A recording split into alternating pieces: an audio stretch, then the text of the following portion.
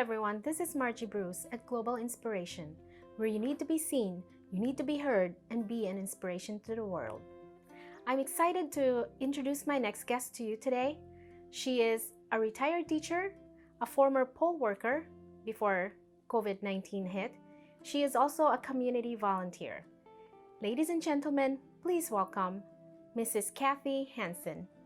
Thank you so much for inviting me, Margie. I hope by sharing a little bit of my life, I can bring a little bit of inspiration. Thank you, Kathy, for being here. It's my pleasure. So, where are you originally from, and what brought you to Vernon? Well, it's a long story. I'm originally from Eau Claire, Wisconsin, where I was born and raised and educated all the way through college. And while in college, I met my husband, and this was 1967, so the Vietnam conflict was going. And he knew and the draft had been enacted.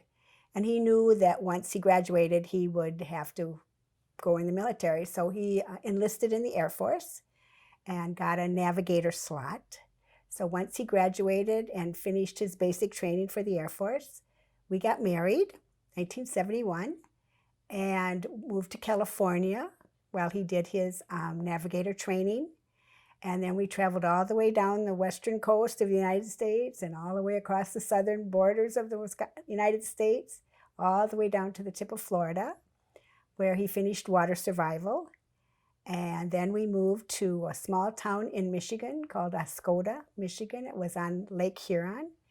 There was a small base there called Wurtsmith Air Force Base. And he flew out of that base for 4 years. He was a navigator in a KC-135 air refueling plane. He did some time stationed in Thailand during the Vietnam conflict. And then he was promoted to an evaluation team in Barksdale Air Force Base in Shreveport, Louisiana. So we moved from Michigan to Louisiana. And then at the time of the move, I was 6 months pregnant. Our daughter was born in Shreveport, Louisiana. And when she was about 2 years old, he found out that the Milwaukee Air National Guard was hiring full-time air technicians because they were upgrading to the KC-135 airplane. So that's how we got to Milwaukee and found our home here in Vernon. And we've been here in Vernon for 42 years. Wow, that's wonderful. So you mentioned you're married and you have one child. Do you have any grandchildren? Yes, I have 2 grandchildren. They're twins, Lily and Oliver. They're now virtually sophomores in high school in Stoughton. Our daughter is a teacher in Stoughton. She teaches 3rd grade. And her husband, Josh, is an ecologist.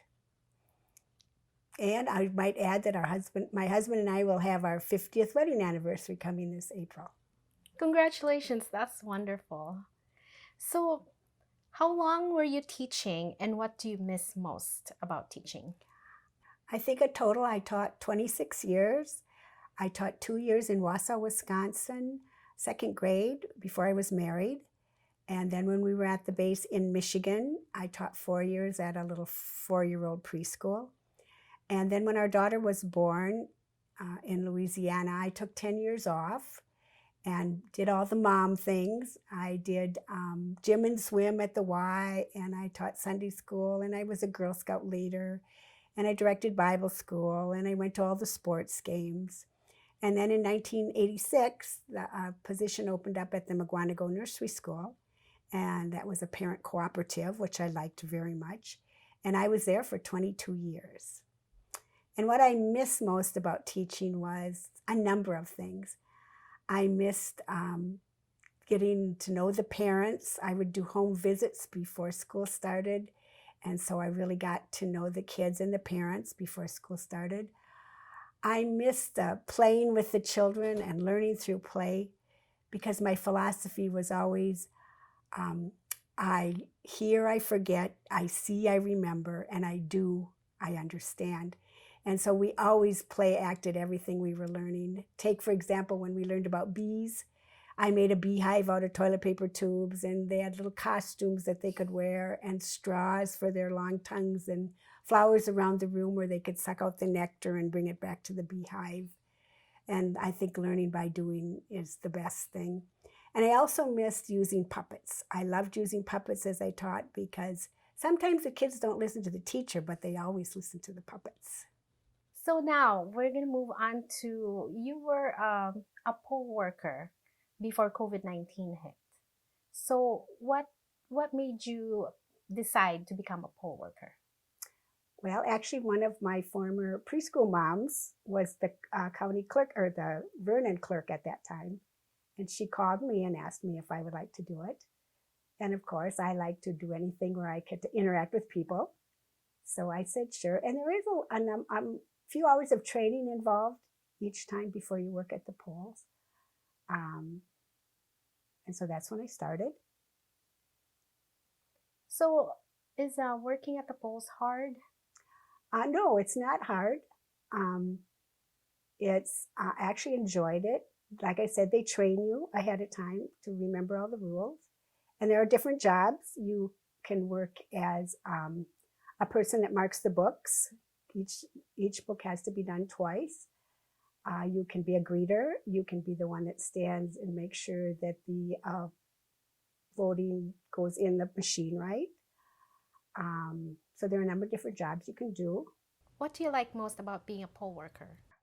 I think I like most seeing my neighbors and talking with people. I like seeing the process work and know that it's secure. Oh, and also you never kind of know who's going to show up.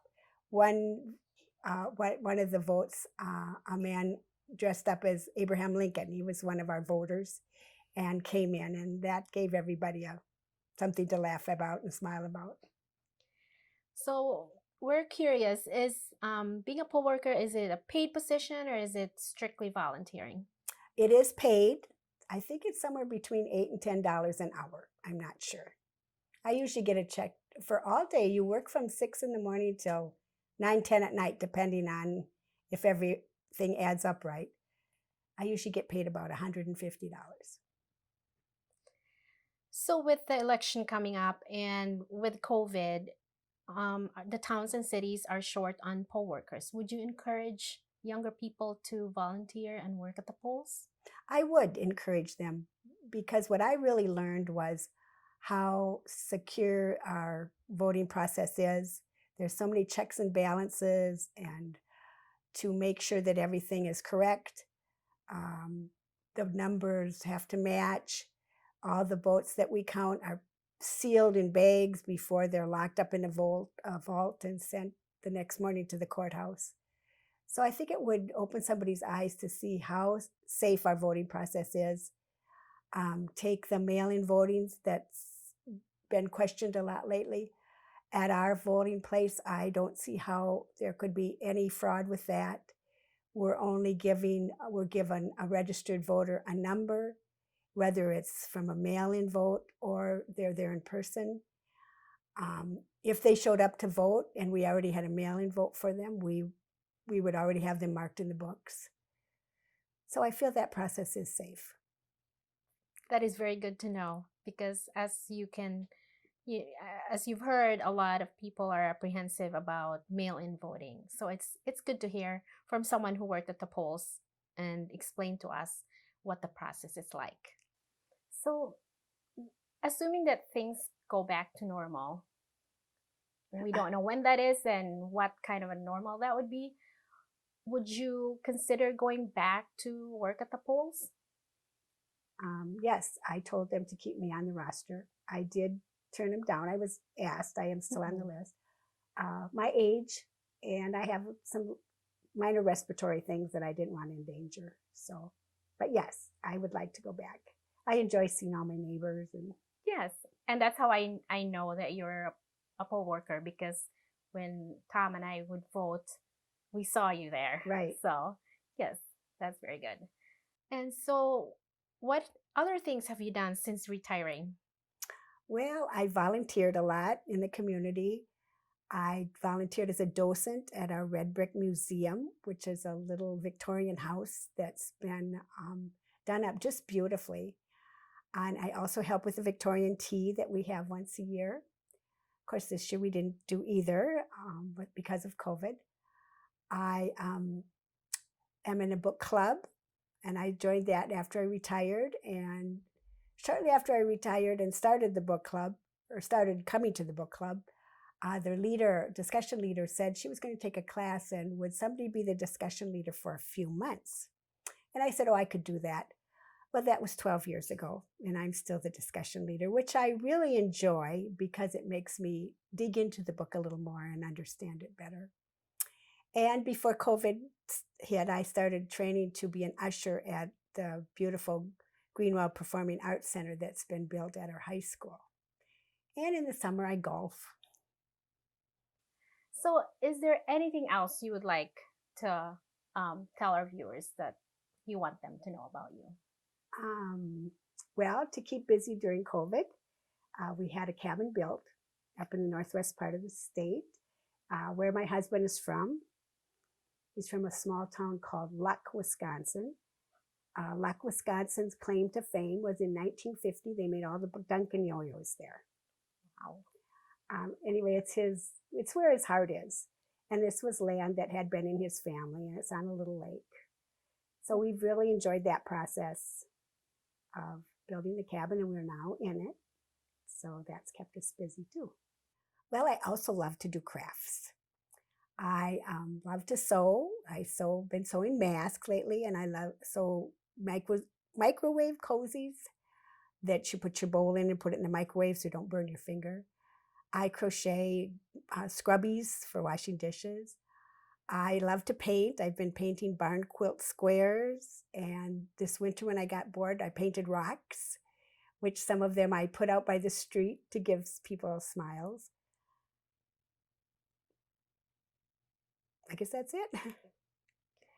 And then, do you have an inspiring thought or message to give to our viewers? Yes, I have a number of them through my life.